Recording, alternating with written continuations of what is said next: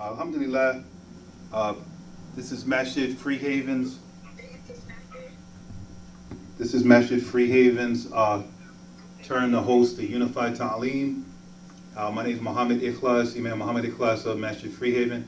I have with me my good brother Yasir Al-Haqq, who is a licensed funeral director, and inshallah we're going to show the proper way to perform the ghusl on the body. We have with us a mannequin that we're going to use, inshallah. We're going to try to keep it really simple, easy to understand, not complicate things. It's just another ritual that, with some variation, that you would do for your own self, which we do, on a weekly basis at the very least for Jummah prayer. So, inshallah, we'll show you the correct way to do it. We'll go into some issues that we've seen in our experience. Different circumstances that come up, people who have wounds, people who autopsies have been performed on, different complications that may come up. But for the general part, inshallah, we are going to, keep it pretty, basic. And if you have some questions, we'll try to field those questions, even though we got off to a late start. Again, I apologize for that. So I'm going to position the mannequin so that you could get a better view of it. Those who are on Zoom, those who are here in person, we're going to invite you to come up and assist us when we begin the process. So first I'd like to open up with Al-Fatiha. A'udhu billahi minash shaitani rajim. Bismillahir rahmanir rahim. Alhamdulillahi rabbil alameen. Ar-Rahmanir Rahim. Maliki yawmiddin. Iyyaka na'budu wa iyyaka nasta'in. اهدنا الصراط المستقيم صراط الذين أنعمت عليهم غير المغضوب عليهم ولا الضالين آمين. الحمد لله والصلاة والسلام على نبينا محمد وعلى آله وأصحابه أجمعين. All praise is due to Allah. The prayers and the peace be upon our beloved Prophet Muhammad, his followers, his companions, all of them together. So at this time, our brothers and sisters, we're going to position so that we hope everyone can see. If you cannot, we're going to try to pay attention to the comments and see if we can reposition ourselves so that everyone can see, inshallah. So at this time, we're going to begin, and soon I'm going to hand this over to my brother Yasir Al-Haqq as well, and we're going to go through the process. We have also Janazah kits. It's a kit that's put together by the people affiliated with the Council of Imams of New Jersey. We have Sister Khadija Samad, who also helped us from Firdaus Funeral Home in Trenton, and also here in North Jersey. She helped put these kits together. You'll see the kits are really well thought out. The apron is very excellent. You'll see, because at times you're going to have possible impurities splashing. You'll try to keep that to a minimum. But we have the aprons, your arm, you'll see inshallah soon, your arm fits through the apron, it covers your entire sleeve, it covers your whole body, almost down to your feet, and it covers your clothes from the splashing that may take place. The gloves are very good quality, they don't tear very easily at all. They're excellent gloves, and the keffin is there, the three fabrics are there, and for females, there's a slight variation. It can be, we'll show you how to accommodate that too. So we're going to use those kits, and we're going to position the body here. So if you give us a moment, we're going to get everything in position, inshallah. Assalamu alaikum. All right, assalamu alaikum wa rahmatullah. So, as Imam Muhammad said, what we're just doing is simple, well, maybe not that simple, but little demonstration of the ghusl. I do want to say, just to be clear, to start it out, that of course, the obligation, it's what we call a wajib. I wrote down on the board, I know the cameras probably can't see, it's probably a little too far, a little dim, but the obligation is on to do this for all of our decedent Muslims. So it is just a reminder, of course, that it's an obligation, meaning that it's a right that all decedents have.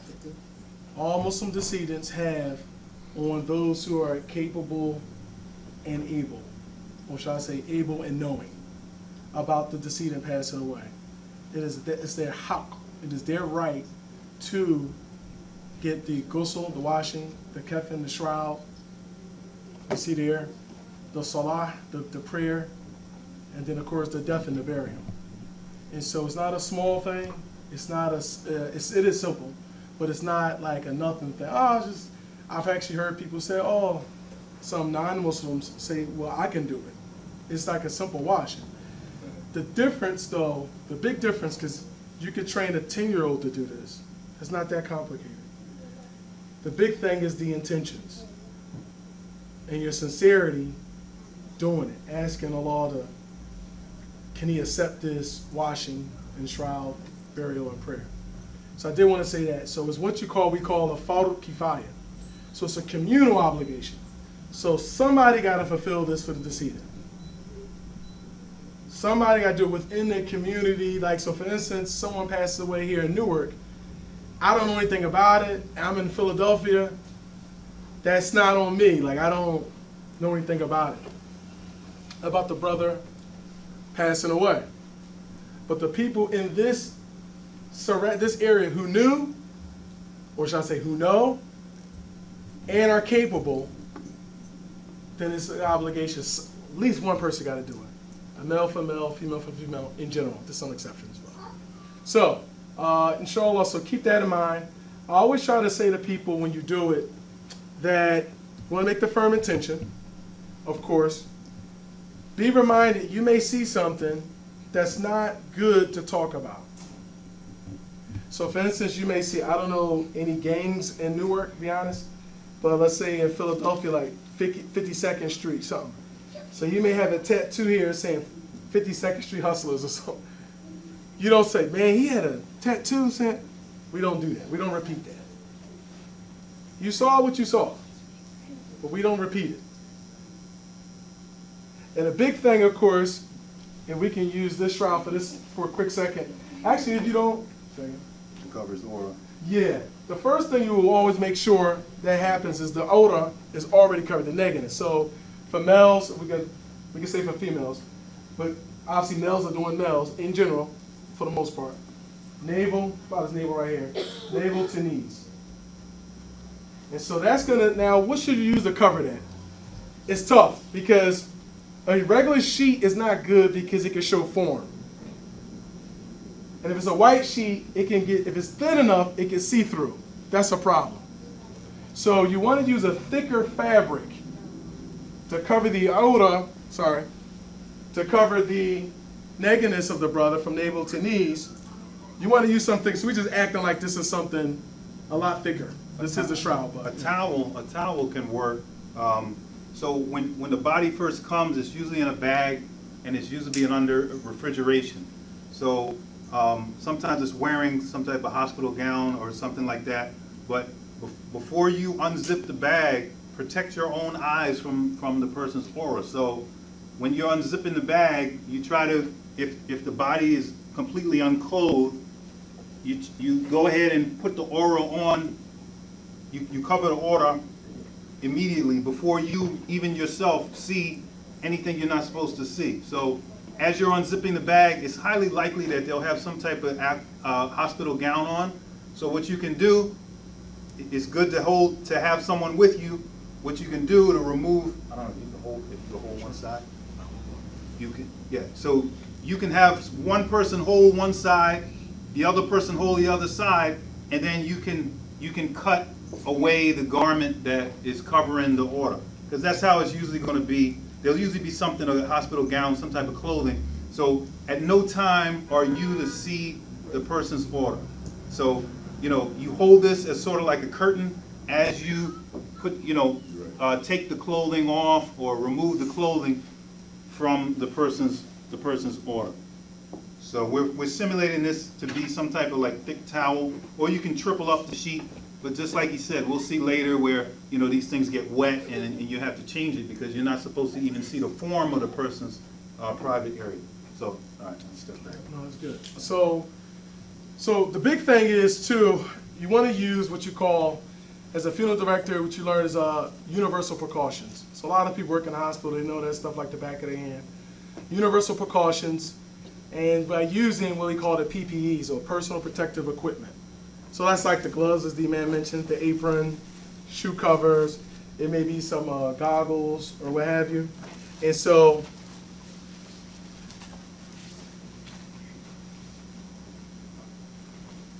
it's very important. The idea with universal precautions is that you don't want any contact with fluid or the actual body outside of, again, no skin to skin or substance to your skin. That's what you normally would do. And so,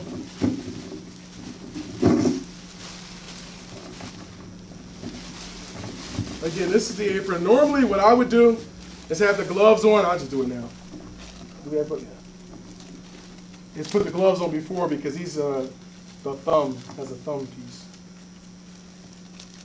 You get spoiled with these aprons. Most of the aprons you'll find are not this good. They don't have the thumb hooks. They don't cover your whole sleeve. So these are really great. These aprons are really great. Of course, you have to pay attention. Some people may be allergic to latex, so that's something to factor in. But we're going to simulate like we're putting on shoe covers. I always tell people, you probably don't want to bring in your best shoes when you're doing a ghusl. Don't bring those new Gators or some new Timbs or some new Jordans, the new Jordans that just came out of Kyrie's or something like that. I don't know if you want to do that. You may just want to bring some. I usually have like some duck boots, waterproof.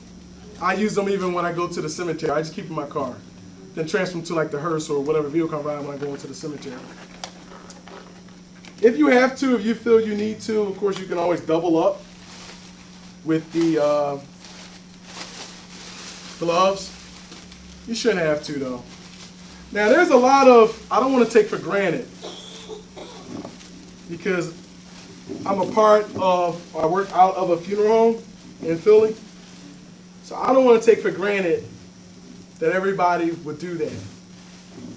There's a good chance none of you may work out of a funeral home. You just may come in to do a ghusl and a shroud. So I may say a few things, just have to remind me that, look, everybody doesn't work at a funeral home. So, because there's a lot of preliminary things. And so we mentioned, we was talking in the car a little bit, me and the imam, about gently pressing the stomach. So normally what you would do, in general, some exceptions, but in general you would gently press, work from right where the rib cage is, working down towards the pubic area, not going down, which I should say the navel. You just gotta get gently pressed. The reason you're doing that is to get any kind of substances that may come out, fecal matter that may come out, or anything else, whatever, come out of the brother's rear end. That's generally the idea why you're doing it. Because what happens, you could do the washing, then you're ready to shroud, and there's all kinds of stuff. There's some exceptions, but in general you want to do that. Now when you get somebody from the medical examiners, usually you don't have to do that. The reason, I don't want to get gross here, and I'm not going to get too technical, but when they've had an autopsy, they're taking the organs out and they're doing their test, then they're putting it back in a bag. And that bag is inside of the abdominal cavity. And so that's a whole nother thing, because normally they go, the medical examiners, from the navel up to the sternum, then break off to the shoulders. That's where they open. Then of course with the head as well. So that's a whole nother thing, because usually we at the funeral home, once you pick up a dead body, a decedent, you still have to sew them up before the family come. Because the way the medical examiners do, at least down in Philadelphia, it's just enough to get them back to the funeral home. Yeah, look, it's usually very crude, Frankenstein-ish look. Yes. It's yeah. very, very crude. You very still crude. see adipose or fat. Yeah. So we can't have families coming in and seeing that. They've come to do the washing like, whoa. So you have to actually sew you got to do that all over to make it nice and neat. So they come and say, oh, mashallah, my dad, mashallah. Okay, you know what I'm saying? That's what you normally do. So a lot of preliminary things like that. One of the things you also want to do is bend, flex, and rotate. the big things is really like the shoulders sometimes. Sometimes it'll be the knees. Some people, they may have some kind of physical issue. Maybe that's not why they died. And I've seen brothers like their knees were like bent. So sometimes you do have to get over hearing a little cracking noise. Depends. You don't want to go crazy, but let's say a general person, it may just be the tissue. It's not like not bone tissue, but it's just going to hear a little noise. So, oh man, that's a little unsettling. But you want to you want to do the bend, flex, and rotate. You know, especially if the hands are like this, you want to open up so you can make sure you get the water hitting it. And so you're going to do that. You may do the elbows, but eventually you do want to seat it as much as you can to be like this, because then you can, when you're doing the shroud, and then same thing when you're doing the burial. So that's another thing to keep in mind. Bend, flex, rotate, and of course working the stomach going towards the pelvis area, or should I say the navel. Then, and also I don't want to take for granted, what is the ghusl? The ghusl is a complete washing of all external parts of the body, if you can. Because not always like you can. A person may have some kind of special thing on. Now, what people normally do, let's say a couple of strange things before I go too far. Let's say somebody had like the IVs and stuff like that in. What I used to do, to be honest, I would take it out, the tube out. There's always gonna be a little leak.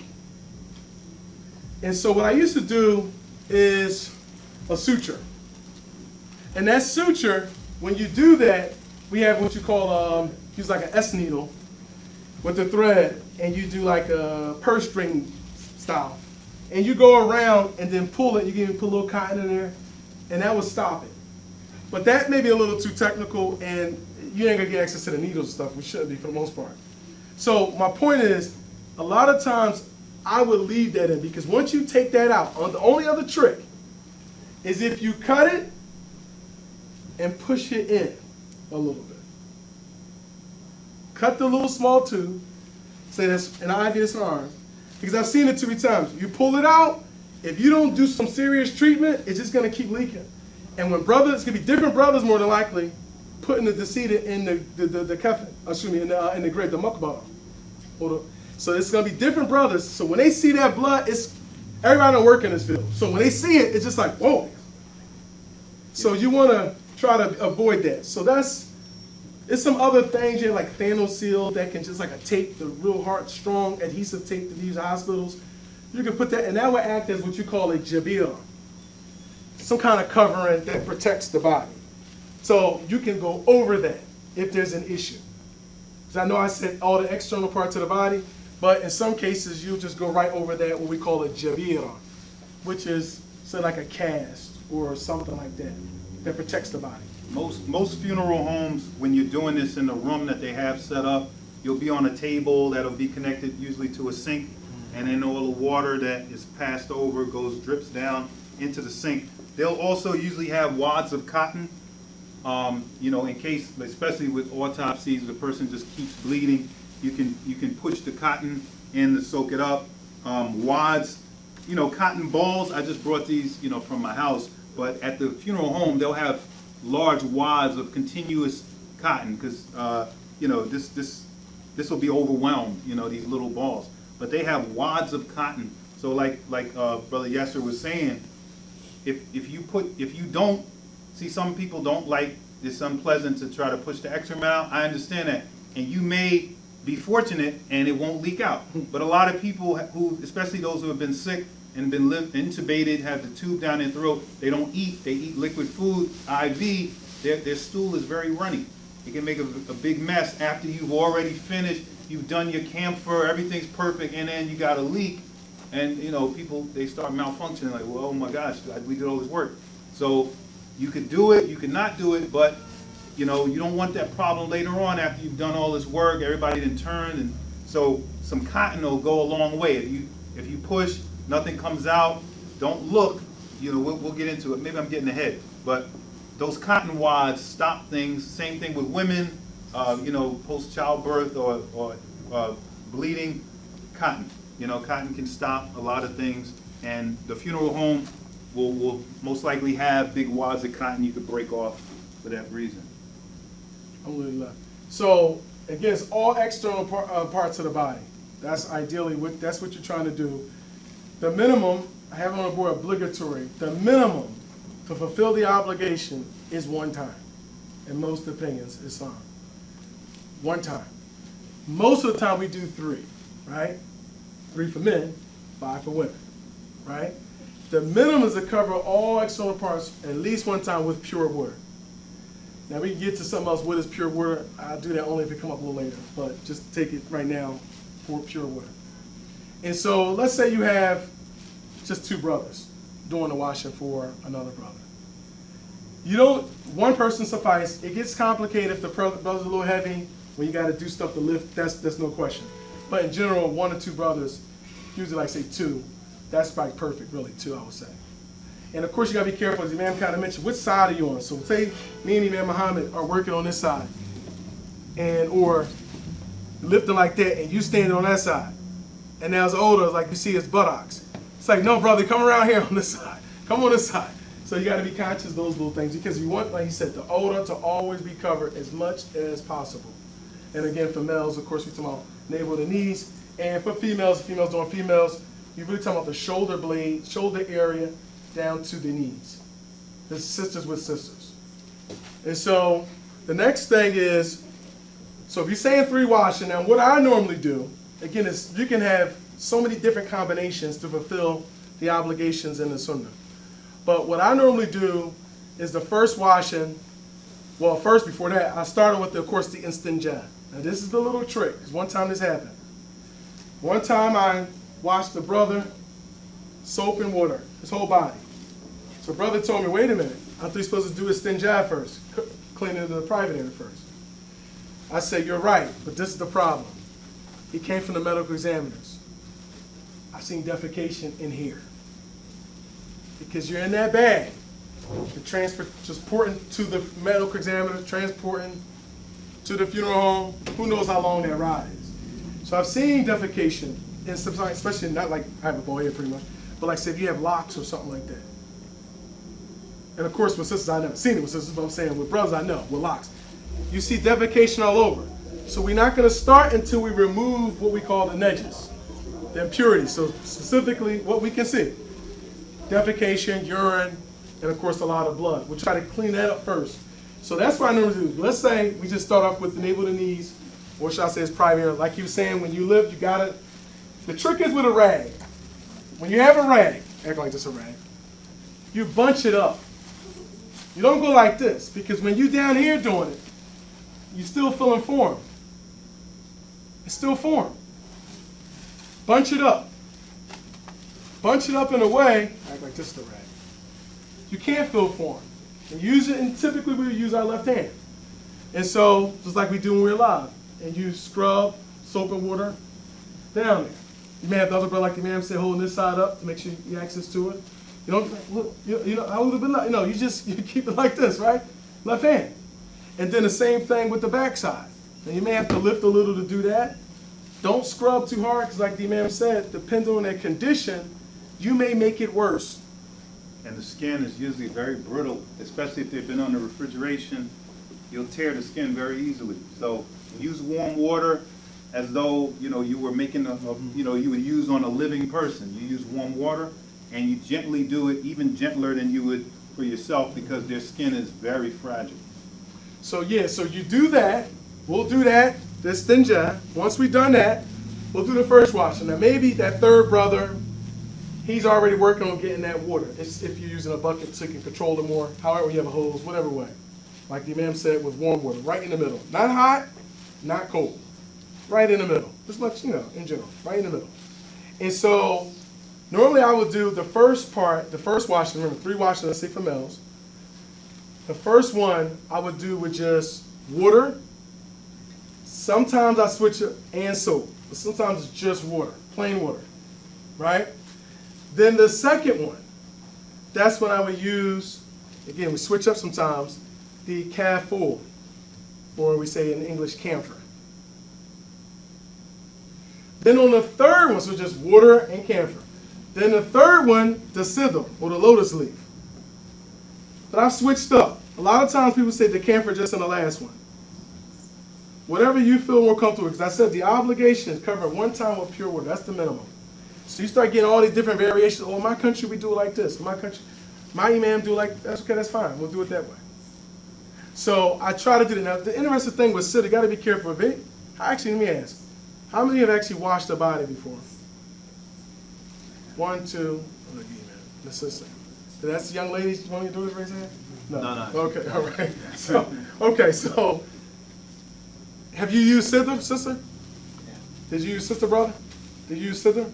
Lotus leaf? Okay. One of the things we notice with the powder, it jumps up the sinks, the drain. Got to be conscious of that. Most people get in a powdered form, like a leaf, and then it's grind it up. We're not just out in the woods or something just going right to the ground. No, we using sinks and all that, you know. So the drain, it clogs it. So I would use the liquid form of the lotus, or if you use the lotus leaf, not as much. Don't use as much. And of course, that's part of the sunnah to use sidra, and of course the camphor. Camphor is one of those items that's in mothballs a lot of times. That's what they use. It's that strong, pungent smell. It's a good smell. I like the smell. And so that first one, like I said, start from top to bottom, right to left. And most people will say the first washing, starting with the areas of wudu. Starting with the areas of wudu. As much as you can. Top, bottom, right, left, areas of wudu on the first washing. And so if we did, and so if we're on the right, I'm on the right side, I'm sorry, on the right side of the brother. And so we would do, now a lot of people will say, well, I thought you're supposed to do the hands first. I'm going back to the actual obligation, the order of the obligation. That's not an obligation to do that exact order. I'm just saying. So it would be the top right side, maybe. Imam Muhammad, if he's helping me, we say, all right, let me start first, the right side. I'm doing it, just water. Then as soon as I get down, I start doing the fingertip to elbow for just the areas that we'll do. He'll start there. So the right side got to jump on the left side. And so I would do that. So by the time I'm done this, he's doing the left arm on the brother on that side. And then we'll do, of course, you do a little bit of the hair. You do the hair. Got to be conscious of, again, these locks. It's not a total obligation to like cut the locks and, of course, to open all of them up, because it could be very, very tedious. You would have to literally like snip them all off, and we don't have to do all that. You try to get it as all external parts, which is the hair, as wet as possible, because you got to reach. And that gets into something else with the nail polish. We'll get into that in a second, Sean, with sisters. Because henna is not a problem. Whether it's males got henna in their beard, or sisters got henna on their arms for the Eid or something like that, that's not an issue with the ghusl. Henna. I just wanted to make one point. I know a lot of people differ as far as when they think ghusl, they think, we make wudu first, and then we begin the ghusl. And that, the way we think. If you want to do that, because it helps your memory, you can do that, if you want, but like Brother Yasser said, we're sticking to what's absolutely obligatory. So, during the coronavirus, they were just dousing the bodies with water, those that were tested positive, and they had fulfilled their obligation. So if you find yourself, trying to remember what we're talking about, you can just revert back to your default and behave as though you're making your ghusl for Jummah, for instance, right? You would start with your intentions, you do the hands, right? Now, you wouldn't put water in the mouth of the deceased. You can have a Q-tip or some type of clean cloth to dab around the mouth. You don't pour water in the mouth. So you dab around, 1, you can use a Q-tip, 2, 3, and then the nostrils, you can use another clean Q-tip and just put the water in the surface. You don't pour water into the decedent's nose. If you want to do that just for continuity, for your own mind, so you don't think I have to remember all these things they're saying, behave as though it were yourself. Right? First the impurities, right? We did that, right? Make sure all the impurities are off your body. And then if you want to default back to what you know, then act like you're performing the wudu. A lot of times you'll have a shower hose, a shower head. That's great. Like if you're in the funeral home, we did one in the brother's house on his dining room table. We had the plastic laid out all over the floor in case it's splashed, and that was the way we had to do that. But sometimes you don't have an area where you got a floor drain where you could just just spray and just get everything all wet. So you try to have perhaps a bucket underneath, you pour it over the hands, and like Brother Yasser said about the dexterity of someone who's passed, you want to be gentle, and you can do it in a traditional wudu fashion if that helps your memory, and then you could do the whole ghusl. But remember, don't put any water into the mouth or nose. You can use a Q-tip or a cloth, and the same rules apply like you would to yourself. Once, obviously, once you've cleaned impurities with a cloth, that cloth is done, right? Once you've washed the private parts with a bunched up cloth so you don't feel anything, these gloves are pretty thick, but you still use a bunched up cloth, clean the private parts without ever seeing, that glove should be done. Now there are plenty of extra gloves in the pack, okay? So that glove, one, you use your left hand, and then two, you could get rid of that glove, all right? Same thing with that cloth. Don't go reusing that cloth to dab the mouth late. Like that cloth is done. So just keep in mind things you're going to need. We talked about things that might not be in the kit, cotton balls, Q-tips, other things that you might need. A towel is thicker than these sheets. Otherwise, you have to bunch up a sheet for the order. You may have to change that once it gets wet, right? In multiple cloths. You're going to need a lot of cloths. If you have a shower head and you're at a funeral home or something, that's great. In the sink and it all pours down the drain. But if you have to, use pitchers. Pitchers are great. Try to keep them clean. Don't put the cloth back in the pitcher. Keep the pitcher clean, and you never dip the cloth in there. Maybe you get a new cloth. But you keep the pitcher. Try not to make a big mess with the water. Perhaps have a pan underneath. But I just wanted to say that for people who think, okay, but ghusl, I make wudu. Go ahead, make wudu with the slight variation for nose and mouth, and then you can begin the ghusl in a traditional manner. That's perfectly fine. We're just, touching on what's absolutely obligatory. So. And then actually, landbacking off what the Imam said. With that's why it's good to use a white rag when you're doing the washing, specifically for this istinja. Because you would use that as a telltale how much you have to maybe do a little more, gets gently. So if you're doing that and it comes back soiled, okay, maybe need a little more. Now sometimes if you have a hose, depending if you're at a funeral home, you may be able to shoot it up there a little. Put your thumb on it, to kind of make it a little stronger or whatever, unless Dada has like the nozzle and all that. And just spray a little more. And then you'll see it come out without being too hard. We can get into that because that's something called desquamation or skin slip. That's when like the different layers are separated because of the extra edema in a sense, like the extra fluid in that part of the body. That's another complicated thing. But in general, there's always some special cases. That's what you want to do. So say if we did all that, get all the way down to the bottom, right foot, again, all external parts. It's not necessary to clip the toenails, fingernails, trim the hair. Some opinions will say it's actually good to do. But no opinion is saying it's an obligation to do. So, use your best judgment, what you think, you want to do on that. It may be your mother, sister doing, daughter doing her mother's. I'm cutting my mother's toenail. It may be your son, if it's a man doing his son. That's more of a preferential thing. It doesn't mess it up, or it doesn't like, now it's the greatest thing to do. So if you really want to cut the nails, be careful, of course, you don't want to do anything like to pierce the body, of course, without some kind of need, and that's not a need to do the nails. So you want to make sure you don't pierce, and then you start another cut, or the person starts bleeding from that a little bit. So if we did all that, front and back, all the way down to the toes, even though we may have done that before, if we did, we'll do. If not, we just work our way down. Right to left, top to bottom. Then we come back with the second, with the camphor. Now, again, you have the liquid form of camphor and you have the crystal form. I'm assuming I use the camphor, though, right, brother? Right. Both your brothers, sister, use camphor? It's some in the pack, actually. You could set that up to dissolve. When you get started, you could set that up to dissolve. Yeah, see, something like that, a lot of times I would just like kind of break it. It's weak enough to crush it. We have it like in a bucket. Right. And so And that's actually it's really good.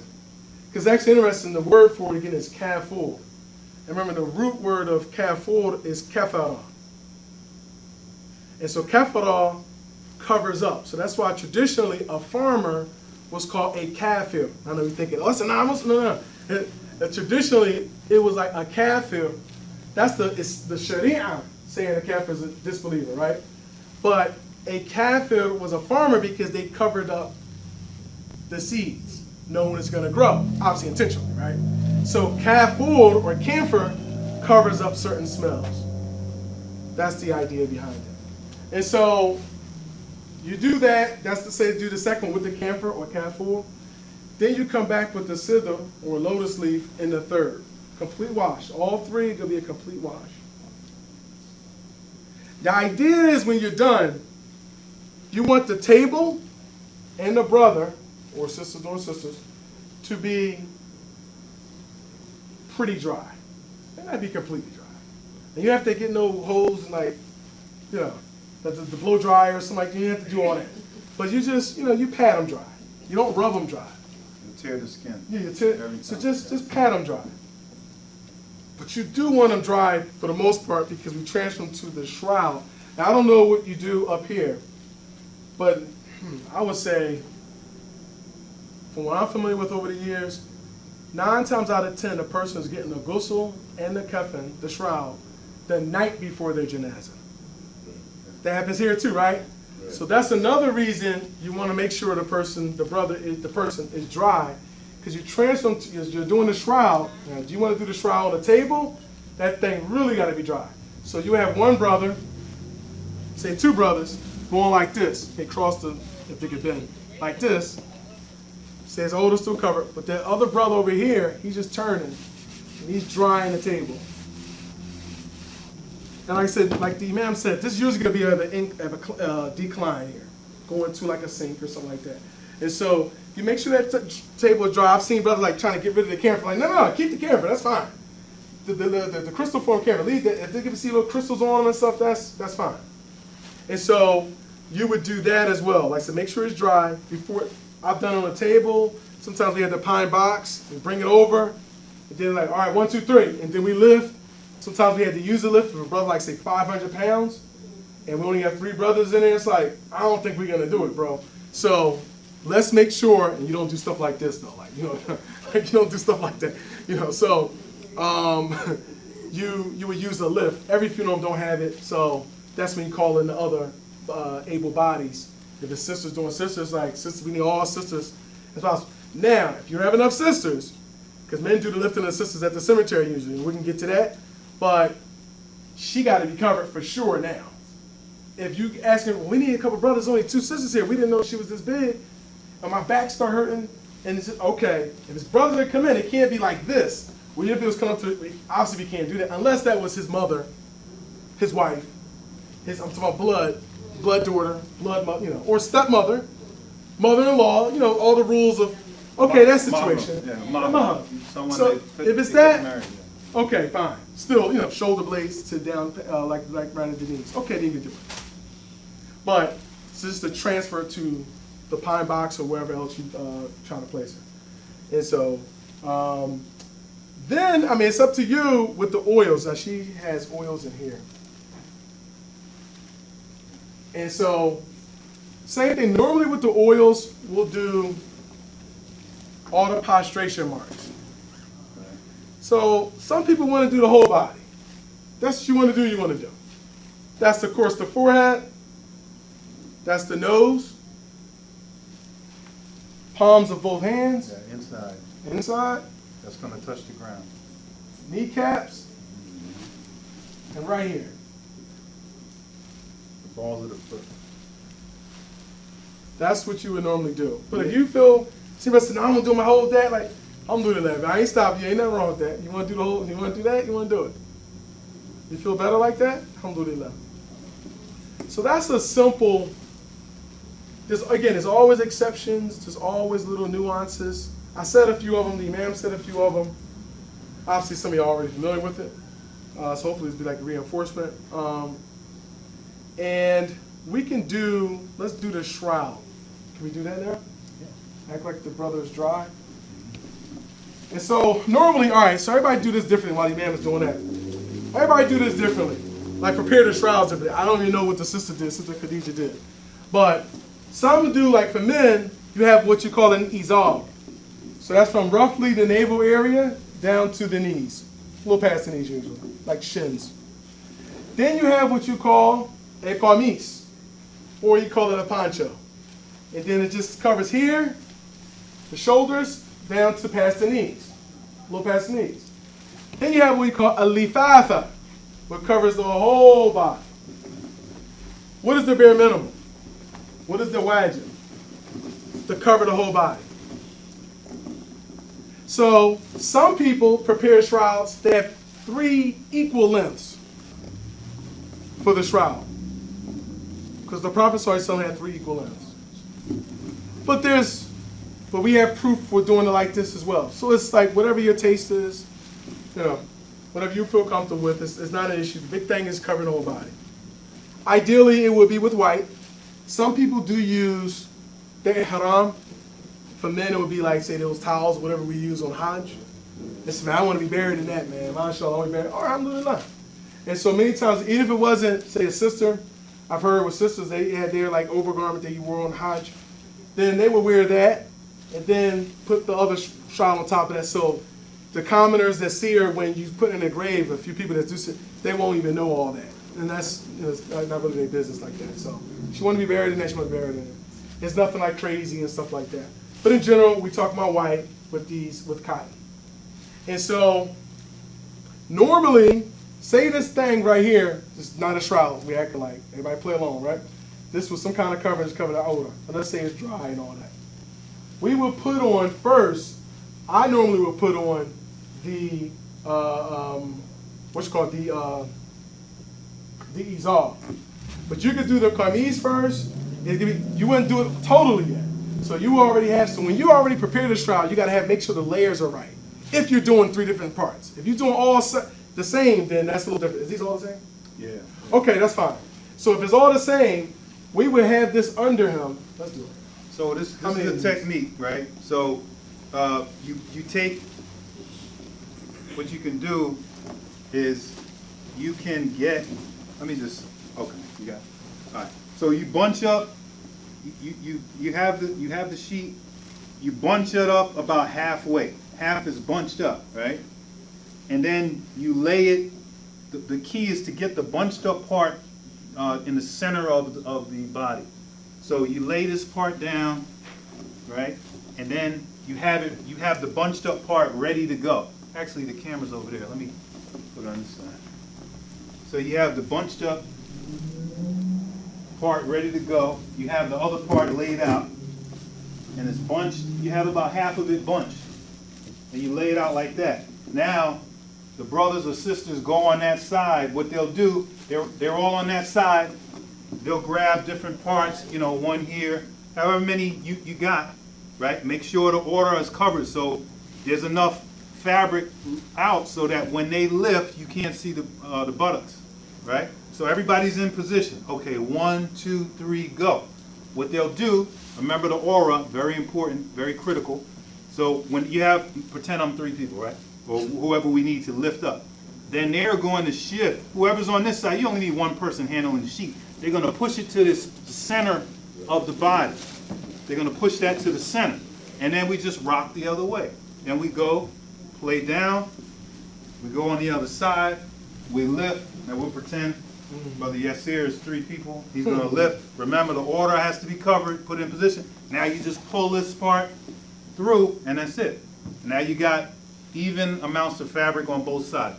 So you bunch, you get it in position, they lift, make sure the order is covered, put the bunched fabric in the center of the body, and then lay the body back down.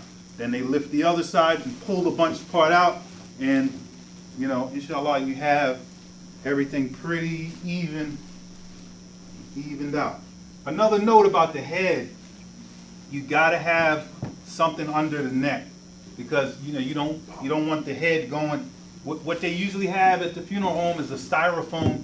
You don't want to use a cloth because it's going to hold all the impurities you're getting out of the hair and all those things. they usually have a U-shaped styrofoam or plastic thing that can't absorb water, that's going to hold the neck erect. All right. So when you're lifting to put, somebody should be on the head. Make sure that the head doesn't go every which way. All right. So they have that helpful piece. You can't really use a rag or towel. It has to be something that is not absorbent. I just wanted to point that out. But that's the technique to kind of get all. You don't have to lift the whole body off the table. You just shift, get half, shift the other way, pull the other half out, and you're pretty much set. 90% of the time. Now that is one way. So how does it normally? How do y'all normally do it? 'Cause I do it all kinds of ways. Because again, sometimes you may have the pine box already ready to go, and the shroud we lay down in it on the different layers. So all we got to do with this thing covering 1, 2, 3, especially with the smaller brother, put them in there, and then just go from there. We usually y'all use the shroud on the table. We lift and tuck. We lift. Okay. Tuck tight, and then we put them back, and then we turn the other one and tuck. Okay. But I'm open to learn a new way. Okay. No, like sometimes it depends on the size, the brothers you have working. Mm-hmm. It just depends. But it'd be great if we could learn two ways, because a lot of times we just do it very simply. Yeah. Lift one half. No, I do that. I do that too. Yeah. Tight, No question. Lift the other, tuck tight. Yeah. Remember, if you have impurities on your gloves and things, you might have to switch out your gloves. And also, I think we went over this, but yeah, put the glove under, because if you put this in your glove, it's all gonna go in your glove and your hand. Or keep this on the outside. That's for the hook with the glove. These are really good. These will spoil you. These kits. And so that's what you would pretty much do, like the Imam said. And then normally we'll do like as if you're in prayer. So the right will go over the left. So I'm on the brother's right side. And so we would do this. See, if you're using all equal length like it is now, you got to do this. You probably got to wait till you get the other one over, not tucking just yet, but the other one over, then you slide this out once the other one is over. Because you got to get rid of this. We act like it's not a shroud. So it ain't going to be buried in that usually. And so you will do that, they come over. You don't have to be perfect yet. You just want to make sure this area, if it's just one, it's too see-through. You're going to see the form. It's too see-through. That's why the good thing sometimes it's two good things with doing it the other way, not the carrying part, but using 3 different types of pieces. One of the benefits in that is that you would have the poncho. That'd be the first thing, like I said, you may put down. And once that come over here, you can remove this. Then you come with the izar. Then you come with the lifafa, which is the whole piece. Let's say this. The other benefit in that is technically you're using less material. So if you are a minimalist Muslim, then all right, it's less material using. So okay, if you want to do that. Of course, the benefits of using all 3 is just simple. Yeah, it's just a simplistic. We opt for simplicity. The simplicity. Got all 3 simple, yeah. even, and just cover. That's it. So, and like I said, we'll just do that left first, right on top of left, and we'll keep doing it. Say this was all. Yeah, let's do it. And we acting like this is the 3rd rap. And remember, like Brother Yasser said, you don't want to ever have the form of the order visible. So at some point, once you have enough layers, you're going to pull that material out, but not just with one layer. So we're always conscious of that. Are we looking good? Yeah, we usually tuck a little tighter. But, I know. I will. So then we gotta come up. We're gonna come up. This is the 3rd same we're acting like. Now we want to definitely get a little tighter. So we've already pulled the piece that was covering the aura out. Mm-hmm. We're for illustrative purposes, and we want to get it pretty tight. Sometimes it's good for the watching to have one brother watching their head, just in case. Sometimes it is good. Like the Imam said, you don't want bobbling everywhere. The headrest is good. Sometimes it can move. So you have one brother designated like, all right, young brother, you just stand right there next to it, so don't be just all over the place. It's not a good look. If you got a personnel shortage, you're gonna need You know. You're gonna need the neck holder. But you got enough people, sure. So then normally you would have the belts or ahzima. You have one here, usually right around, I can feel, right around the brother's elbows. You have one here, you have one at the feet, past the feet, one at the head. And like the older imam should say, should do this all the time. He said, do it like a Tootsie Roll. Do it like a Tootsie Roll. You tie it. Now, what we usually end up doing is tearing the sheet. I mean, you tear 3 for a brother, you know, you tear it, you wouldn't put your mouth on it, but, you know, I mean, you nick it, there's usually a scissor there, if somebody's got a knife, and then once you get it started, it just tears right off, and you have enough to make the 3 ties. And they're gonna come off before you leave the body in the grave, so just tie it like a shoelace. Don't make it a real hard knot or anything like that. Yeah, so we act like we had the ties, the 3 of them, 1, 2. Don't do it too tight, like not just the knot, but even the gathering. These could be tight, first the gathering part, not the knot, like the imam said. But right here, you don't want to just do it like down the brother's arms like this. Like just tight enough, firm. You know, not where it's like now his arm is jumping up because you're just doing it so, you know, so tight. You got to be conscious of that. And imagine all, you know, not all this work, but you've done quite a bit. You've observed your obligations of keeping the aura covered. You've done all of this, and then, oh, thank you, brother. Appreciate that.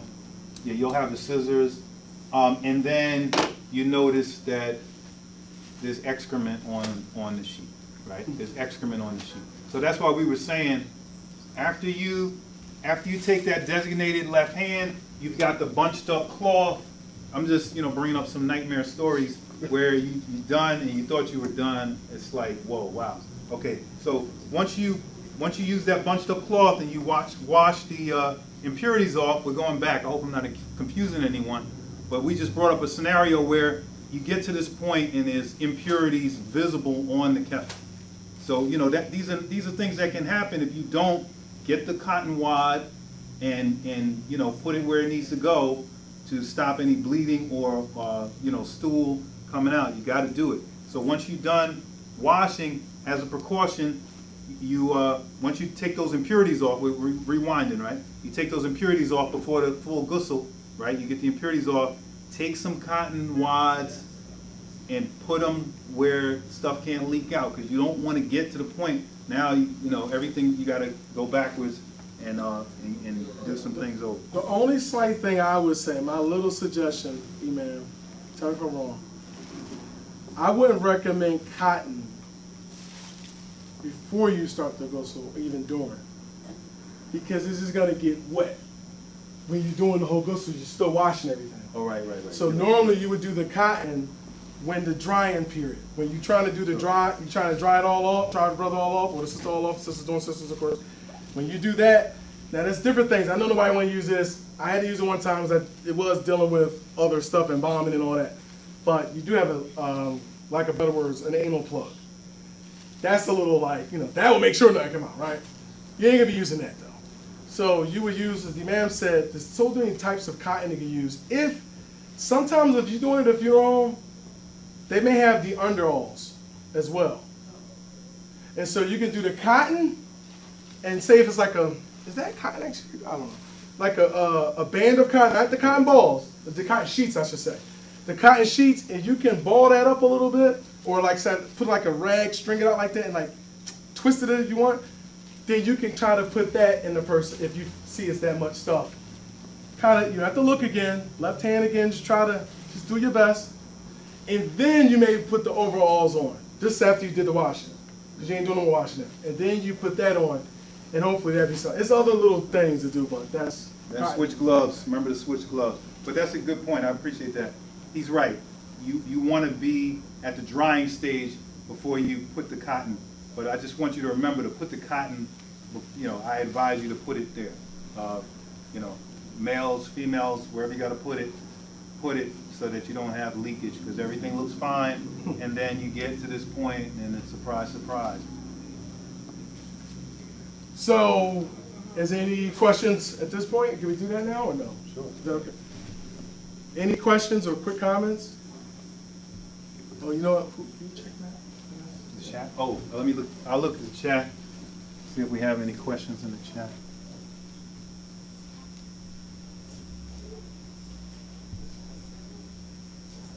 And while you look at that, who should wash?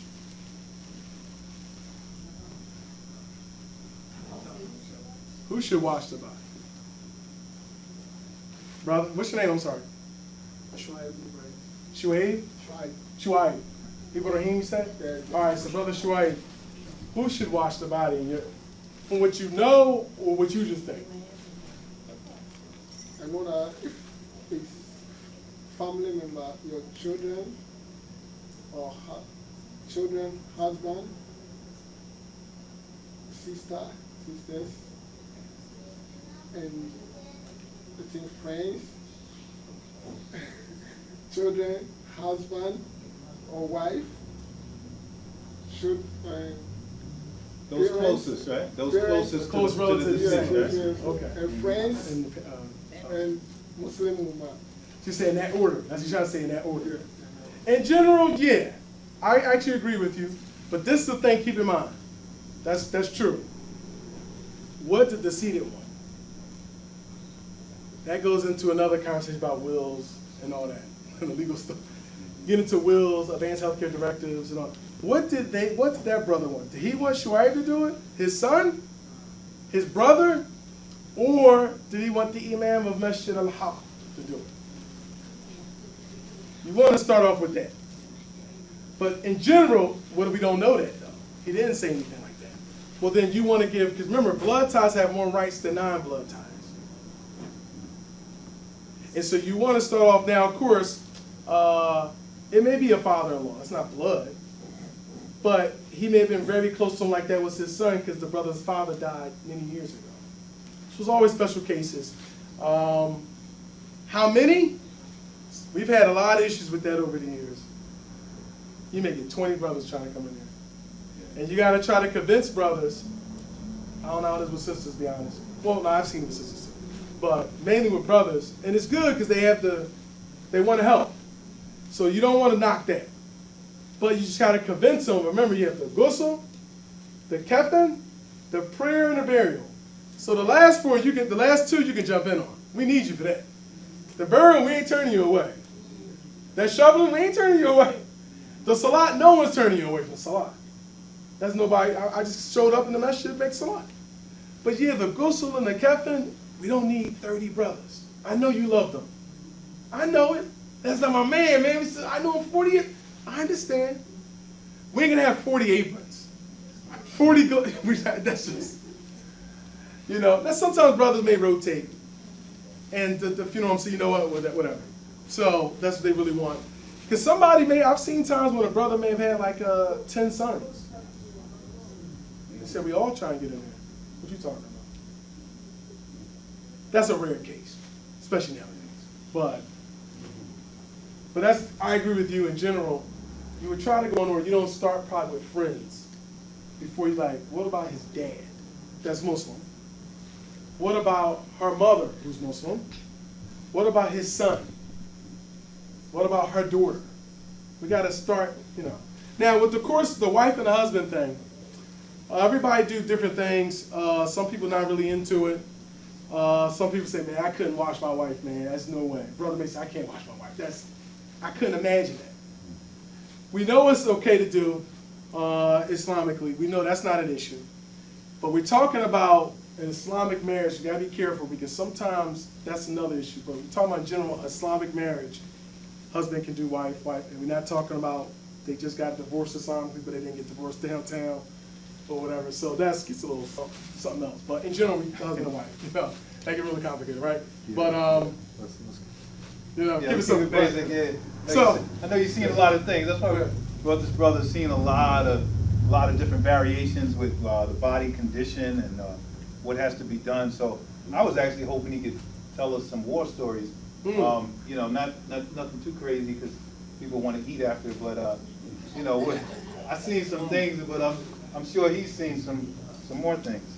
In reference to, well, I know like with the ghusl, one time we had a brother who, he had a very rare disease, young brother, like 20-something years old. Very rare disease. He's one of the universities down in Philadelphia. And so his father came, he handled all the paperwork. He wanted to do the ghusl, well, he said he's gonna be there. And I said, no problem at all. I mean, you do it, and I said, whatever way you wanna do it. You can do it, and I just keep my mouth shut and just stand by whatever you want me to do. Or you can instruct me to do it, or I can just do it whatever way, as long as we get the whole washing done, complete external parts of it, that's all. I'm not tripping over anything. So he said, I want you to do it. I want you to do it. You've done it hundreds of times. You do it. All right, I'm doing that. As soon as I started, he was like, I thought we were supposed to do such and such. I said, Marshall. He couldn't resist. He said, nah, man, this is my son. So I'm doing that. It was just small stuff. But yeah, you definitely, like, I would say one of the times we had a brother who, he got shot a lot of times. I'll say that. It may have been over 20. And his wife wanted to wash. Now you may say, well, that's halal, nothing wrong with that. No, that's true. But it was so many gunshot wounds, I think that's a little tough. So, I wasn't the funeral director at the time. The funeral director, this is another Khadijah Alderman, she tried to talk to us and say, I don't think it's a good idea. I don't think it's a good idea. She said, well, can I at least do the oils on the prostration part? No problem. But we had to, then we forgot for a second. He got shot in his hands, like that. You know, so it was gunshot. So we wasn't doing all the makeup like it was like a non-Muslim or something like that, to be honest, like in a bombing and all that. So we said, all right, if you want to do that, something else kind of happened, and she was able to do it, but not immediately. But she did do it. She did do it. So she did do the oil. She said she could do it. But some funeral homes may ask you, so don't be perturbed by this.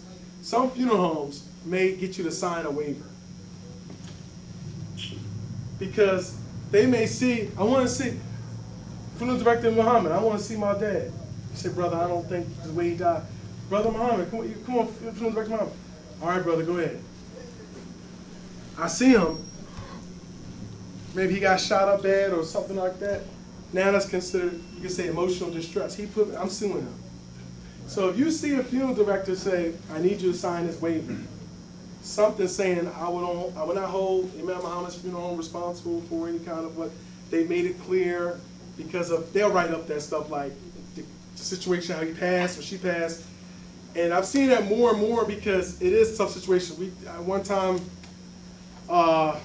you know, it was a young lady, she was a drown victim. Now, I didn't see her, but she was like 11. She wasn't found for like, I want to say like a week or two. And I think it's school program. And so it wasn't, I didn't see her, but from what the sisters said, they didn't describe her like that, and this is in the funeral home people. It wasn't, they didn't want her mother to see her like that. It just would have been, so she did convince the mother, sister, I don't think it's a good idea. So she even signed it and just don't see her. And she was convinced, and so she didn't see her. So, but then you have, of course, that's not a bad thing, but of course, a lot of good stuff where people just stepping up and helping out. They sending money. And, did you notice, brother? No, I just heard. And then people giving money to help because there's a photo kifaya, as we said. You know, with the prisons, it's complicated. At least in the PA area, it's complicated because they'll say, if you don't have any money, family don't have any money, we'll take care of it. What y'all gonna do? We gotta cremate it. So they don't always do like that pauper's grave stuff. A lot of them say, we just cremate them. And it's, you know, so that's why it's a big, if anything, out of all this, one of the things we have to do, I know it's slightly a little different than we really was supposed to talk about, we gotta get prepared though. That's probably one of the biggest things. We gotta get prepared for these type of things. Like writing down, who do you want to wash your body? And even, I got another story. I know that we're kind of going off topic a little bit, but I'll say this real quick. I saw this happen, is new shahadas, where their whole family is non-Muslim. You know, it's a problem. I saw a brother who ultimately got cremated by his Indian mother. He had taken a shahada in college, and you know, his friends tried to intervene and tell his mother, and she knew that he had taken a shahada. She didn't care. So we ran. I didn't participate, but they ran and tried to get an emergency injunction from the court. So they had his friends come in and sign affidavits. He was Muslim. This is what he did. He lived as a Muslim. They gave it to the judge. The judge signed it, which was a restraining order to the mother, stopping her from cremating. The judge signed the restraining order, and they got there too late, and he had been cremated. So our people, new shahadas especially, they need extra attention to this matter, as far as, you know, a will, some evidence that a court, because the court will stop a cremation. They will. If they see evidence that the person lived as a Muslim, they'll sign it. A judge will sign it. Because there's no harm in signing it.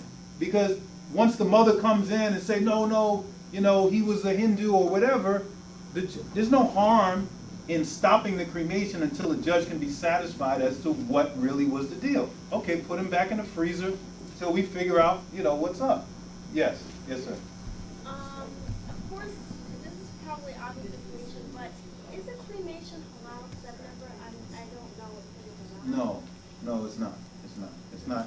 The question was, is cremation halal? And no, it's not. All right. You know, even with Corona, you could at least just wash the body completely with water, you know, with your PPE on, and that's it, and you fulfilled your obligation. But anyway, just putting that out there. New shahadas really should take the time to perhaps give the document or a copy of their will or what they want to happen to their remains. Perhaps give it to the imam where you worship, so that there's some evidence that you could confront the family with. You could run to the court on an emergency basis. The judges will sign it, because they don't want to be a part of something where it was a violation of somebody's religion. They're in the paper. They think about their political situation and how it might affect their careers. They'll sign it. So, just a true story there. I wanted to put that out. Yes, sir. Reminder of the time, because this has been on Zoom throughout the whole state of New Jersey. Okay, are we So past? the time, Okay. yes, right at All right. 3, so the time was actually 1:30 to 3. So you might have to start wrapping it up now. Yes, sir. Because the other people throughout the state, you have to Yes. real quickly, they've got to do it. I have a question. Okay. Yes, Real sir. quick, please. For example, if a lady dies, Yes, sir. where there's no family members, and the women over there who don't know how to wash dead body, and only males are there. So how was the body washed? I think you just need to stress to them that it's obligatory that they do it. You know, that it be performed for the sister, and, you know, with some instruction, you know, they can handle it. You know, perhaps we just give them instruction on how to do it. Maybe we'll do just the one washing, since they just, you know, if they don't understand their obligations completely, we'll just keep it really simple, and perhaps they just do one washing. Any one of them can do that. So, but we can't have brothers doing the wash. It can be avoided, you know. It can, And actually- 99%, 100%. And like the imam said, you can always give some kind of, if it's a brother, you can give some kind of instruction from behind a door. So the door closed, it's all right. So now what you do is such and such. Hold on, so you're saying what, brother? Yeah, the right arm, then you do, oh, okay. Like I said, give instruction from behind a door, you know, the other side. There are some cases like probably a little more extreme, like when it's like nobody around. And that's what some scholars have said, that's when you do tayammum. You just do a face and a hands with the pure parts of the earth, like dust or something like that. That's what you do, worst case.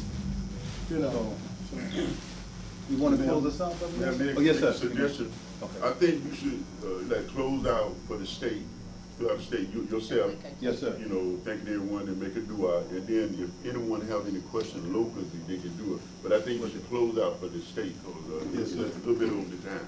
Okay, we've exceeded the time. We started late, but Inshallah, we're going to close out with a brief dua. We're going to recite Surah Al-Asr, and we're going to recite a brief dua, inshallah. أعوذ بالله من الشيطان الرجيم والعصر إن الإنسان لفي خسر إلا الذين آمنوا وعملوا الصالحات وتواصوا بالحق وتواصوا بالصبر. Our Rabb, grant us the best and most excellent of this life, the best and most excellent of the next life, and save us from the torment of the hellfire. ربنا آتنا في الدنيا حسنة وفي الآخرة حسنة وقنا عذاب النار. Ameen. We thank the Council of Imams for allowing us to host. We apologize for any technical difficulties. We thank our brother Yasir Uqta, licensed funeral director, who assisted us. And we thank Masjid Al-Haqq for allowing us to have it here in North Jersey so that we could have people attend in person. And Masjid Freehaven, we thank you. Assalamu alaikum wa rahmatullahi wa barakatuh. Takbir. Allahu Akbar. Takbir. Allahu Akbar.